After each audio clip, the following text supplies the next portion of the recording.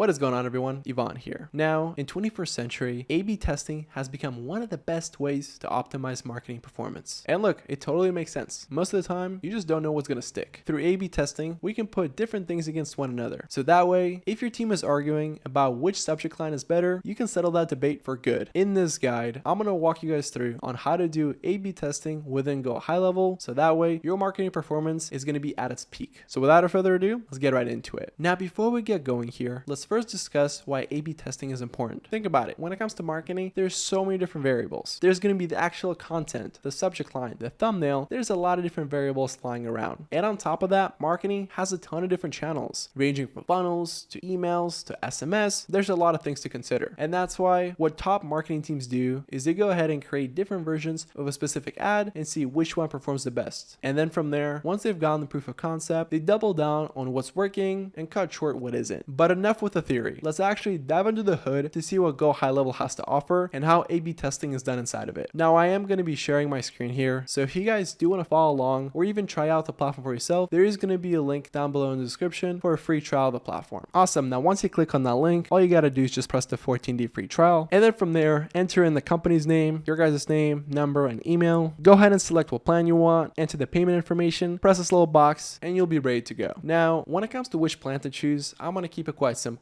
If you're doing A/B testing for your own business that's not an agency, just go with the starter plan. It has majority of the features and allows you to get the job done. However, if you have an agency and you're running marketing and sales for different teams, then I'd go ahead and go with the unlimited plan just because it offers unlimited sub accounts. But anywho, once you guys are ready to go ahead and press this button and you'll be ready to go. Great, so your account has been created. So where do we go from here? Now, something that's unique about GoHighLevel is the fact that it has agency and sub account features for a specific business. So when I say sub account here, I mean just a particular business. And an agency is going to be the place that's going to be managing specific sub accounts. Now, I'm guessing that most of you that are watching this video want to do A/B testing for your own business. I'm going to focus more on the sub account features. And in order to access those, all you got to do is just go to sub accounts. So click right over here, press create sub account, go ahead and select blank snapshot, press add manually, enter in your guys' first and last name, email, business name, phone number, address, city, stuff like that, and bam, you'll be ready to go. And once you guys have created it, it's going to look a little like this. Alrighty, now check it out. Once we click right over here, click here to switch, we can actually select a specific sub account. And if we go here, all the features in regards to that business are going to be displayed on the left hand side. So we got the dashboard, conversations, calendars, contacts, opportunities, payments, marketing, automation, sites, memberships. There's a lot that the platform has to offer. But the place where we're going to be spending the most amount of time is going to be inside of marketing, automation, sites, and reporting. Alrighty, so let's go ahead and dive into marketing. And we can see when it comes to marketing, there's a lot that we can do. We can utilize social media, emails, snippets and templates, countdown timers, trigger links, affiliates, brand boards, and ad managers. Now, the two most common ways to do A/B marketing is going to be centered around emails and SMS. And if you want to create that email campaign, it is going to be pretty straightforward. Let's go ahead and press emails, press create campaign right over here. We can look at different email marketing templates. You can choose any of the templates you like. So for example, this one, and boom, there you guys have it. Now from here, it's all drag and drop. So you can modify it however you guys would like. All the different assets are right over here on the left. No code is going to be needed. And if we go back here, we can actually check out exactly how the email campaign is going to look like. But you will see the point that I'm trying to bring here in a second. So when it comes to that specific email marketing campaign, of course, you can customize it however you guys would like, but you can see all the different stats when it comes to it, like delivery rate, open rate, click rate, ordered rate, stuff like that. Email delivered, unsubscribe, bounce, spam complaints, and you can do it for all campaigns, or we can do it by specific campaign. So we could do this manually. However, there is a better option. So if we go to automations here and we create a workflow, press start from scratch, you can actually create a system that's going to do all A/B testing for you. So for example, let's say we're going to be at a trade show and we're going to be getting a lot of emails, numbers, names, doing a lot of handshakes, stuff like that. So hypothetically, let's say somebody filled out a form. How do we nurture them from there to actually book time with us? Let's go ahead and press on this add new trigger here, go to search trigger. And as you guys see here, when it comes to triggers, there's going to be a lot of different options. But in this case, let's keep it simple. Let's go ahead and say that the contact has been created. Or as I mentioned in our prior example, let's go ahead and say that a form has been submitted. And here under filters, you can actually select what form it's going to be. But to keep things light, I'm just going to go ahead and press form submitted, save trigger, and let's move on. Then from here, I'm going to press this little plus button, type in split. And as you guys see, there's going to be two different paths now. There's going to be path A and path B. And if we're doing any type of email marketing, we can always name email marketing 1 or have a specific name for it, or email marketing 2. And again, this is up to you guys. You could do 50-50 split. You can add another path, up to you. So let's go ahead and save an action here and boom. So now when a form has been submitted, that specific individual is going to go into 2 different paths. So here, once the form has been submitted, we can add that email marketing campaign that we've just created for that specific individual. So bam, let's go ahead and press the plus button. We can type send email,